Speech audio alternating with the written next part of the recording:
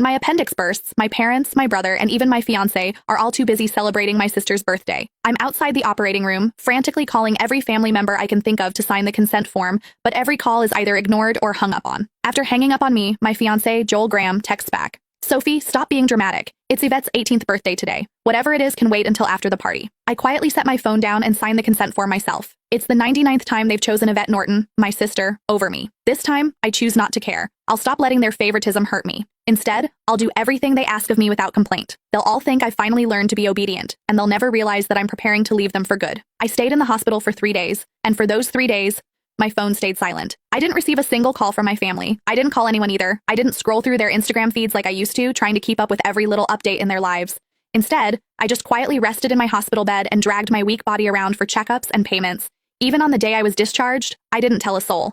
I simply packed my own things, endured the pain in my abdomen, and slowly made my way home. When I pushed the door open, the laughter inside the house abruptly stopped. Everyone was gathered in the living room. My fiancé, Joel, was sitting beside Yvette with his arm casually draped around her shoulders. The moment he saw me, he pulled his hand back and gave me an awkward smile. Soph, you're back? Where have you been these past few days? My brother, Joshua Norton, let out a cold snort. Where else would she have gone to? She just didn't want to show up to Yvette's birthday party. She always has to ruin things for her since she can't stand seeing Vivi happy. I didn't say a word. I just headed straight for my room. Joshua seemed surprised that I didn't argue with him.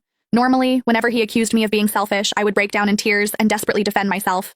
But this time, I'd kept quiet. My mom rushed over to me with a glass of juice. Sophia, we were so busy with Vivi's birthday the other day that we missed your calls. Don't be mad at us, okay? She placed a glass of mango juice in my hand. Although my heart had long since stopped expecting anything, it still ached faintly. I was allergic to mangoes, but Yvette loved them. There was always mango-flavored food and drinks in the house because of that.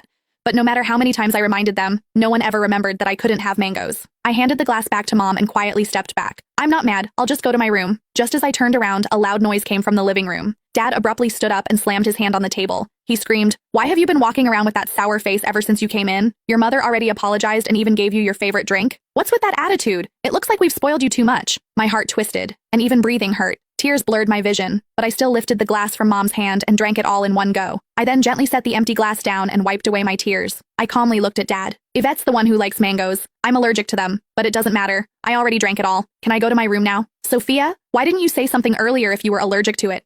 Who told you to drink it? You're so stubborn. Mom panicked and quickly patted my back. Dad looked embarrassed, but he still harshly replied, "You could have just explained yourself. You've always had that unlikable attitude. You're nothing like Vivi. She knows how to communicate." Yvette's voice drifted over from the couch. "Dad, don't say that about Sophia. You'll make her sad." She sounded gentle, but the smugness in her eyes was impossible to hide. Yvette had always used my dullness to highlight her perfection. No matter what it was, she loved comparing herself to me. She would only be satisfied when she got to trample me.